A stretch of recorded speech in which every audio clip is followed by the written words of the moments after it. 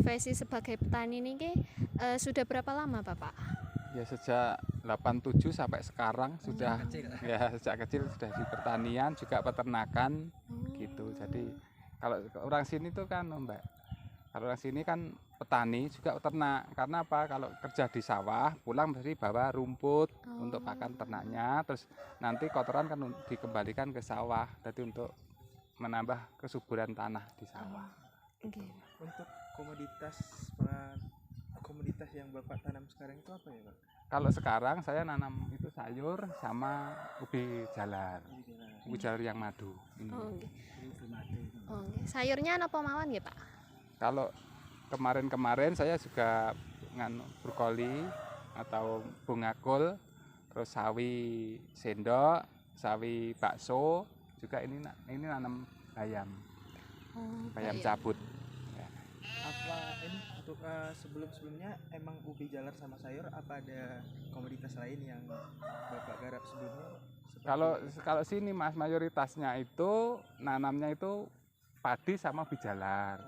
Terus nanti tumpang sarinya kol gitu, kembang kol gitu. Ada yang di kembang kol nanti juga dikasih sawi sendok. Itu kan umurnya lebih pendek kan gitu. Jadi sawi sendok 25 hari sudah ambil, terus bunga kol nanti 1,5 bulan ambil, dan nanti tinggal melihara ubi jalarnya. Permasalahan yang sering Bapak alami dalam bertani ubi jalar sama sayuran itu biasanya apa Pak? Kalau sayur itu ulat, yang menjadi musuh petani itu ulat itu. Jadi ya harus pakai obat kan gitu. Kalau ubi jalar sekarang itu ada istilahnya apa ya? Jadi ubi jalar itu ada bercak-bercaknya gitu loh Mas. Penyakit. Gitu. Ya, penyakit itu. Tapi kalau sudah kita amati ternyata terlalu banyak pupuk kimia. Iya, itu. Jadi setelah itu kan nanti kalau dipanen rata-rata sudah tidak dimanfaatkan. Dan juga kami ingin bertanya, apakah Bapak sebelumnya pernah mengikuti penyuluhan gitu Pak? Sudah beberapa kali penyuluhan. Kemarin juga gandum sudah ikut, terus penyuluhan ubi jalar, terus baru kemarin tidak kan untuk itu memperbanyak unsur haranya kan, karena sini kan petani kalau sayur itu ya gitu ngasih pupuk kimia itu kan ya banyak, yang penting bisa subur dan lemu kan gitu, tapi ternyata itu salah kan kita gitu. Itu untuk hasil panen itu semuanya Bapak konsumsi sendiri apa nanti ada penjualannya apa gimana gitu Pak? Kalau sayur kita ambil di sini sudah diambil bakul, sudah diambil pedagang. Tapi kalau ubi jalar itu rata-rata itu kalau sini ditebas, dijual lahan gitu. Gitu. Ada yang jual lahan, misalnya 1 hektar itu berapa kan gitu. Dan tapi ada yang petani ngambil, beli kiloan gitu kan gitu. Ada jadi macam-macam. Kalau saya ya sebagian kalau ubi jalar kan enggak mungkin kita konsumsi sendiri kan gitu. Kalau konsumsi sendiri biasanya kalau nanam padi kan gitu tetap konsumsi sendiri. Lainnya dijual. Selama Bapak melakukan kegiatan pertanian itu pernah kejadian gagal panen nggak Pak? Ya, alhamdulillah belum gagal kan gitu. Karena kan kemarin saya nanam kedelai. Sebetulnya kan kalau sini kan tanahnya subur. Kedelai hanya kita tanam, kita lepas saja sudah panen. Tapi hamanya tikus. Jadi karena terlalu subur, karena tikusnya yang ngambil duluan. Sebenarnya tanahnya ditanam apa saja tumbuh ya Pak? Ya tumbuh. Kalau petani sini itu senangnya kalau kemarau panjang. Kalau kemarau panjang hasilnya pasti meningkat. Apapun yang ditanam berhasil, hasilnya meningkat kan gitu. Lebih baik. Makanya kemarin tahun-tahun ini kan kemaraunya agak panjang.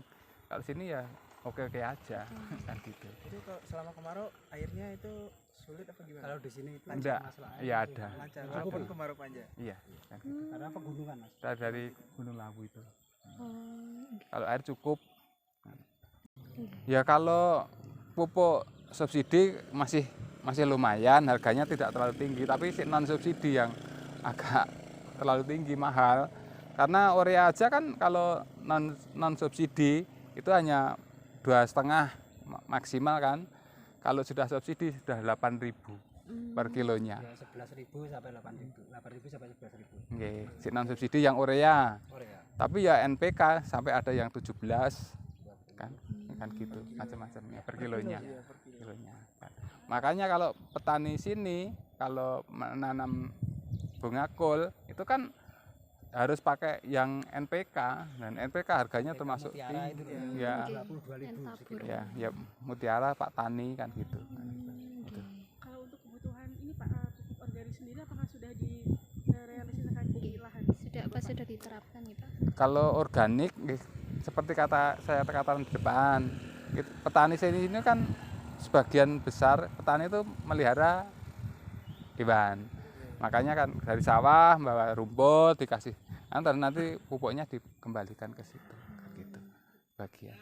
Ya ini kemarin saya ini sekitar 2,5.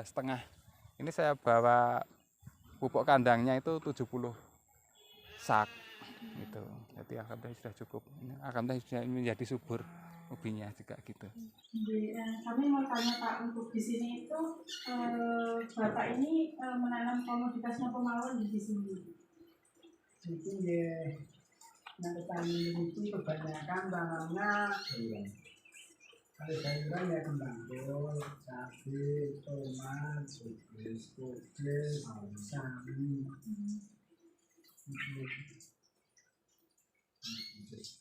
Sama di sini Pak. Kalau untuk komoditas padi itu apa saja yang ditanam di sini Pak? Padi ya sering, cuma sekarang itu enggak kayak dulu. Kalau dulu kan bersamaan itu loh, serentak. Habis padi, ubi ketela. Habis padi, ubi ketela. Tapi sekarang enggak. Kan dulu kalau gitu harganya mungkin tidak bisa tinggi. Sekarang Selang ya. Karena tanam padi itu tidak menjanjikan. Nggih Pak. Waktunya lama dan Harganya nggih gitu. Selama Bapak melakukan kegiatan pertanian itu masalah yang sering dihadapi itu apa? Ini saat ini. pupuk. Ya pupuk itu kalau sekarang kan agak susah. Kalau lain-lainnya kemudian apa penyakit apa itu kan musim kalau penyakit mungkin pas ada ular atau kantor atau Ya kalau musim penghujan Mbak, karena apa itu biasanya cara musim hujan itu biasa kayak gini yang musim. Untuk pupuk susah dalam artian karena harganya mahal atau memang ketersediaannya enggak ada? enggak persediaannya enggak ada. Urea itu loh yang paling, urea sama Oscar. Kalau yang enggak subsidi sih kalau ada uang Harganya cuma kalau enggak subsidi nanti harga jualnya nuntur ya. Untuk mensiasati pakai pupuk itu apakah yang itu Pak direalisasikan memakai pupuk yang organik? Ya organik pakai. Sekarang kan bikin sendiri ada. Dulu dikasih dari dari pertanian di caranya begini itu dikasih tahu. Dulu buat disaring. Banyak di sini ya Pak. Ini sama pengamat-pengamatnya. Kalau boleh tahu untuk penggunaan pupuk organik itu sendiri itu kira-kira berapa persen Pak untuk komoditas yang ada di sini? Ya hampir 30-35%. 35%. Persennya yang diminta persen. Terkait dengan hasil usaha tani ini, Bapak ini apakah pemasarannya itu bagaimana Pak? Kalau di sini itu hasil tani itu ini ada istilahnya ember ke sawah. Bakul rumah tengkulak ke sawah, nanti dijual lagi ke pasar. Ini dekat pasar Tamamu kan. Oh, Kan Tamamu kan tinggal berapa kilo ini. jadi tidak ada kendala nih Pak terkait dengan pemasaran itu. pengendaranya Panen apapun itu aku Mbak. Karena Berarti petani ini pun namanya komoditasnya ganti-ganti. Iya, ganti-ganti Mbak, mboten kok anu. Jadi kalau tanam ini kan tanam ketela ya Mbak ya. Itu biasanya pun tanam ketela itu ibaratnya kan ini mau tanam ketela jadi ini tak tumpang sari Mbak. Ini ditanami kembangkul dulu. Dan setelah kalau ditanami tadi tumpang sari sama cabai apa sama kembangkul itu kembangkul dulu ditanam apa cabai dulu yang ditanam gitu Mbak. Ntar setelah itu baru 10 hari kemudian itu biasanya ketela itu baru ditancapkan Pak. Karena apa? Kalau tadi bebarengan gini tanamnya ini nggak bisa tumbuh karena kan akarnya kan terlalu panjang. Biasanya nggak tumbuh. Berarti setelah dipanen brokoli sama ketelanya niku kalau sudah panen diganti komoditas padi loh teman. Biasanya pun mungkin mau ya pun terakhir kan itu Mbak. Pertama padi, kedua ketela. Ketela ini sambil masih ditambahi sayuran kembangkul biasanya ya. Dan itu setelah itu baru tanaman sayuran katus sawi, katus amping, pisang, delapan itu mungkin wangsul sedikit. Tapi dengan cara tanam TOT Pak, itu kita bisa panen bukan 3 kali, tapi 4 kali. Ya. Karena tanpa mulai tanah itu tadi 10 hari setelah panen kita sudah bisa ini Bu. Ini simpul kok praktek. Ini ya simpul begini niku gitu namun sebagian baru sebagian kelompok ini untuk petani loh, petani bukan. Terima kasih ya Pak D atas penjelasannya. Kami mulai Pak. Sudah siang. Selamat siang Bapak. Perkenalkan kami mahasiswa UNS jurusan penyuluhan dan komunikasi pertanian. Kami bertiga, perkenalkan saya Irena Asarela Endraswari Putri, dipanggil Iren. Kemudian ada Saya Sapna Kemalasari, biasa dipanggil Sapna dari Boyolali Bapak. Dan ada teman saya ini. Saya Sultan Muhammad Akbar Pak, biasa dipanggil Sultan. ya Sultan. Ya. Dari Padang. Ya. kami bertiga di sini untuk melakukan praktikum dengan metode kunjungan rumah ke rumah Bapak Sutarko. Sutarso. Ke sini untuk memaparkan penyuluhan mengenai materi tanpa olah tanah. Sebelum masuk kepada materi, kami izin bertanya terlebih dahulu Bapak, pekerjaannya petani saja ya Pak? Iya, petani. Sudah berusaha tani selama berapa tahun Bapak? Petani dulu dari Mbak. Dari ayah terus turun ke saya. Langsung budget ke petani gitu ya. Jadi dari kecil gitu. Ya. Berarti udah mulai mengenal pertanian dari kecil ya Pak? Dari kecil ya. Untuk pertaniannya Bapak menanam notomalan ya Pak? Yang sawah saya tanam padi. Yang Tegal saya tanam sayur, Pak. Kebetulan ini kan kami kan kemarin kan sudah bertanya dengan Bapak BPP, Bapak Supadi. Nah dari beliau itu bilang kepada kami bahwasannya di desa mana itu saya lupa sudah diterapkan adanya tanpa olah tanah, dan itu tuh hasilnya lumayan. Sebelumnya izin menjelaskan dulu ya Pak, kalaupun olah tanah itu kan biasanya niku apa tuh mengeluarkan biaya yang tidak sedikit. Yeah. Nah untuk itu kami ini membawakan materi ini tentang tanpa olah tanah begitu Pak. Mungkin akan dijelaskan oleh Mbak Iren. Oke, kami mulai saja Yeah. untuk materi awal pengenalan.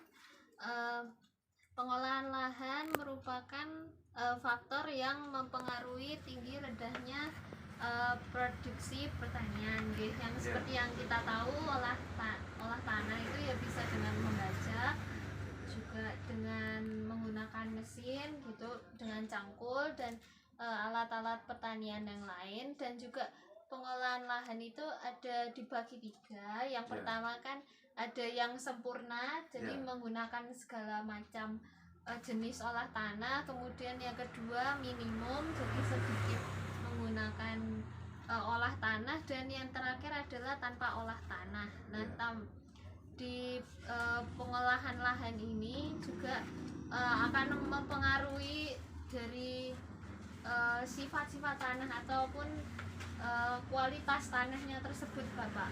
Dan juga itu dikondisikan dengan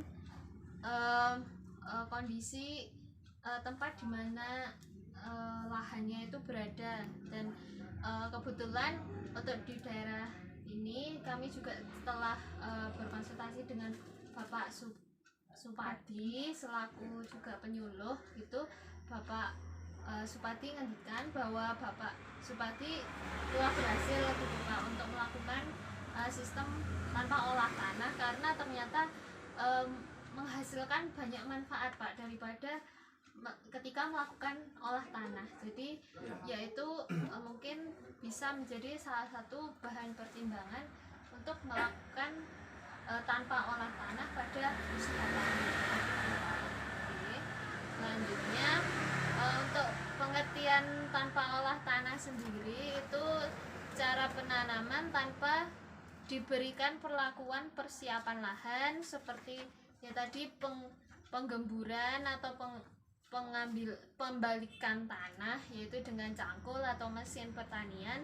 Jadi hanya membutuhkan lubang kemudian langsung ditanam. Jadi setelah melakukan proses panen, kemudian lahannya tidak apa-apakan, langsung kemudian dipersiapkan untuk pertanian selanjutnya. Kemudian untuk olah tanah hanya membutuhkan penyemprotan saja dengan herbisida untuk membunuh dan menghilangkan gulma, kemudian ditunggu hingga mati dan lahan siap untuk ditanam.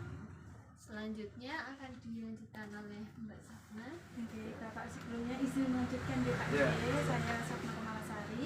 Nah, di sini saya akan melanjutkan terkait dengan kelebihan dari sistem tanpa olah tanah tersebut, Pak. Nah, ini yang pertama itu dengan sistem olah tanah itu dapat meningkat waktu budidaya, dikarenakan ini petani ini tidak perlu melakukan pengolahan tanah terlebih dahulu. Ini kan di sawah itu kan biasanya kan sehabis panen apa itu Pak, itu langsung kayak ketika nanam kedelai digejik. Nah, nggih ngoten niku prosesnya nggih ngoten niku, jadi tidak perlu diolah tanah, kemudian benih-benih padi itu langsung dimasukkan ke lubang-lubangnya itu. Nah, kemudian untuk kelebihan selanjutnya yaitu menghemat ongkos tenaga bekerja, dikarenakan kan kita tahu sendiri nggih Pak nggih, kalau menggunakan mesin traktor itu nggih biayanya nggih lumayan tidak murah, jadinya bisa menghemat ongkosnya. Nah, kemudian untuk kelebihan yang ketiga itu menghindari kerusakan tanah. Nah, dikarenakan apa Bapak? Dikarenakan tanah yang sering terlalu terbajak ini kan terbalik nggih Pak nggih. Nggih, itu digemburkan ini akan mengalami suatu pengerasan tanah Bapak nggih dalam jangka yang panjang. Nah, selain itu tanah yang dibajak ini atau digemburkan ini akan selalu terbuka, sehingga ini potensi mineral yang ada di dalam tanah itu lama kelamaan itu akan hilang nggih Pak nggih, untuk jangka panjangnya ngoten. Nah, untuk yang terakhir ini ada mengurangi erosi lapisan unsur hara bagian atas dikarenakan pengolahan tersebut. Oke, izin menambahkan juga Bapak, kalau dalam ilmu yang kami pelajari Bapak, yang bagian subur itu kan bagian atas Bapak. Ketika itu kemudian dibalik itu kan menjadi bagian yang atas yang paling subur menjadi di bagian bawah, jadi itu menjadi tidak subur Bapak, sehingga kalau menggunakan tanpa olah tanah jadi itu akan menjaga kesuburannya sehingga hasil produksinya nggih maksimal.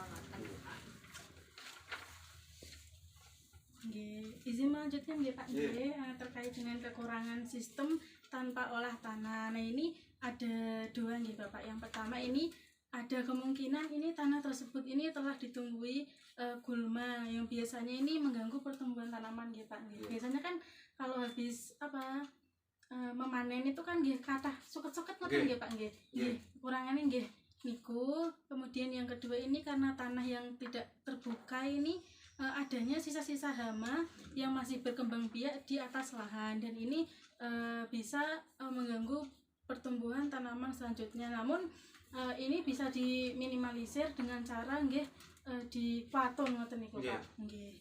Nggih lanjut. Kita membiarkannya di atas tanah nanti Bapak. Jadi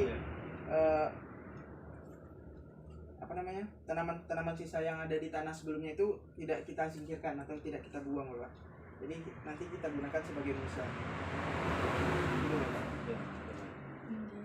Nggih Bapak, sekian penyampaian materi dari kami. Ada kurang lebihnya kami mohon maaf. Untuk selanjutnya yaitu sesi tanya jawab, mungkin ada yang ingin didiskusikan mungkin dari Bapak, boleh kami saling untuk memberi masukan satu sama lain atau ada permasalahan yang pernah Bapak alami. Kalau di Mbak, di daerah sini tuh kalau tanpa olah tanah itu yang rumputnya Mbak yang terlalu subur soalnya. Terlalu banyak ya Mbak? Iya, terlalu banyak. Soalnya rumput daerah sini, daerah pegunungan ini cepat istilahnya cepat hidup gitu. Cepat hidup gitu Ya. Karena emang daerahnya subur. Iya, daerah subur. Untuk rumputnya itu biasanya jenis apa nih Pak? Dan mriki niku rumput itu sing paling susah niku malah sing napa jenenge nek piye mriki ngarani suket gerinting. Oh, suket gerinting nggih. Nggih, niku perambat-perambat ngoten niku dadine kaya tiap ros niku enten oyote. Dibedol angel nggih Pak. Nggih, angel. Dadine napa istilahnya pripun niku nek kaya suket sing enten nggen lapangan ngoten lho lah istilahnya pripun. Perambat ngoten terus. Nggih, enten akare niku sing biasane niku dibuat pakan sapi apa mboten Pak? Mboten niku. Nggih. Nah, biasanya kalau misalnya ada seperti itu, apakah itu Pak disemprot pakai nek nggen tanam dicampur pupuk niku Pak. Obat yang tepung seperti tepung itu. Nggih. Nek ngobati nggen padi niku pupuk dicampur obat yang seperti tepung itu. Apa namanya?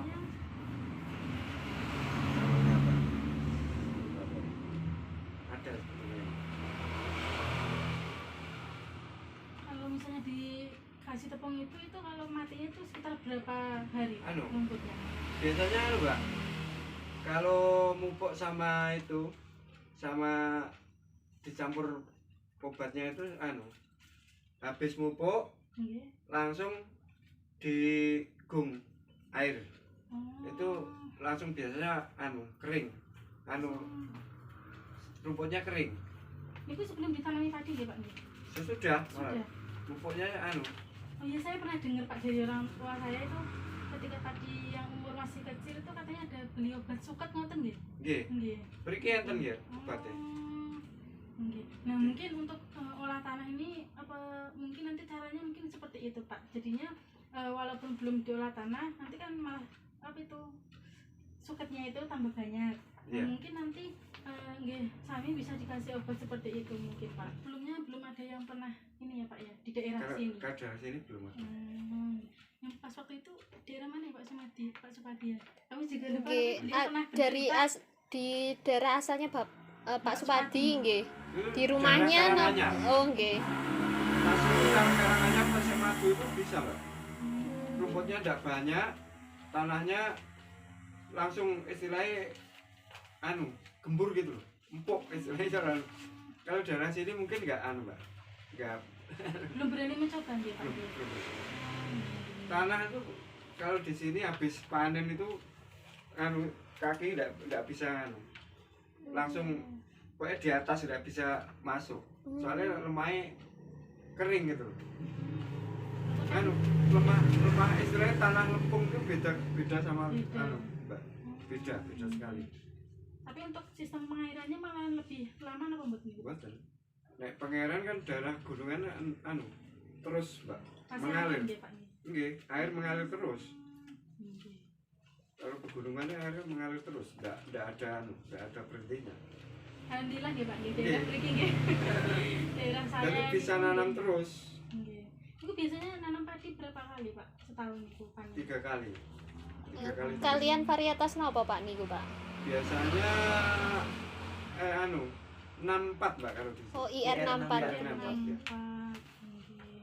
Berarti Bapak itu kalau menanam itu nggih, nanam padi nggih, nanam sayur barengan Enggak. ngoten nggih Pak? Kan kebiasaan kalau sawah itu kebanyakan padi.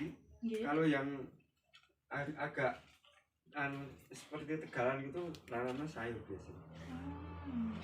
Ini sayur napa Pak biasanya? Biasanya sawi, terus sawi, kol bunga niku lho. Nggih. Kol kembang lah istilahnya. Terus besok kadang brambang, Nggih. bawang ngoten niku. Cabe ngoten. Daerahnya jalan ajeng sekitar daerah niku dulu nggih ngoten niku. Taname sayur, terus cabe, terus nggih niku brambang, bawang niku. Dene ngoten niku. Pun survei teng daerah daerah piro? Dereng. Nggih Pak. Apa kan lewat sini ya? Enggak sih. Enggak. Oh yang daerah sana. Oh, sana Karanglo berarti. Oh nggih, Ya. Karanglo, Iya. daerah Karanglo nggih. Nah, Karanglo kebanyakan Sayur nggih Pak. Sayur, nggih, sayur kali ubi. ubi ketelan. Nggih. Nggih. Malah Mas enggak ada padi enggak sih? Nggih. Tapi nggih, tapi sedikit mungkin. Nggih. Tapi di sini Nggih. padi nggih Pak. Nggih. Di sini padi. Nggih. Hasilnya beda-beda Mbak. Kalau daerah sana itu dikasih ubi ketela itu hasilnya lebih baik. Terus harganya kalau daerah sana kalau daerah sini beda Mbak. Enak daerah sana. Tapi di sini juga nanam Iya, kadang ya ubi ketela itu. apa varietasnya itu beda Pak?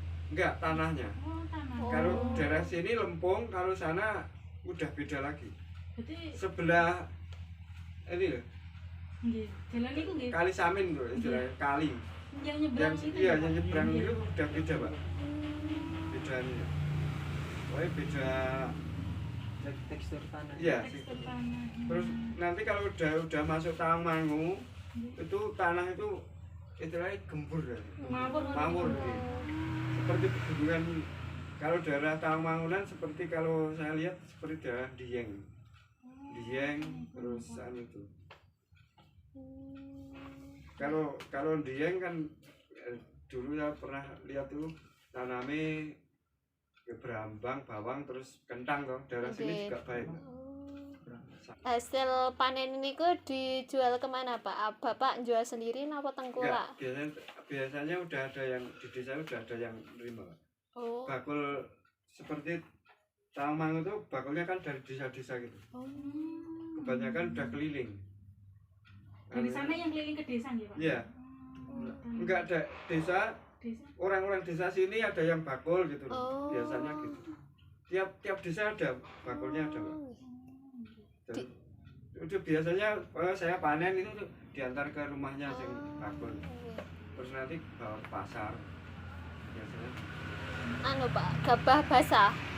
Enggak, kalau sayur, kalau yang ketela. kalau gabah tetap basah apa kering? Oh, kering nggih. Nah, Bapak ini panennya itu untuk dijual apa dikonsumsi sendiri, Pak? Ya sebagian dijual, Dikonsumsi dikonsumsi. sendiri. Ya. Berapa sekarang Pak harganya, Pak? Kalau Kering, gabah kering. gabah kering itu sekitar Mbak. Kalau tali 7.000. Soalnya panen saya sudah 3 bulan sekarang yang lalu. Ini belum menanam Pak, apa sudah? Udah ini udah mau jebul. Oke Bapak, sekian ini belajar praktek penyuluhan dari kami Bapak. Ada kurang lebihnya kami mohon maaf. Terima kasih atas waktu Pak. Terima kasih. Semoga Bapak usahanya semakin maju dan juga berkembang, semakin diberi kesehatan selalu ya Pak. Terima kasih. Assalamualaikum warahmatullahi wabarakatuh. Waalaikumsalam. Terima kasih.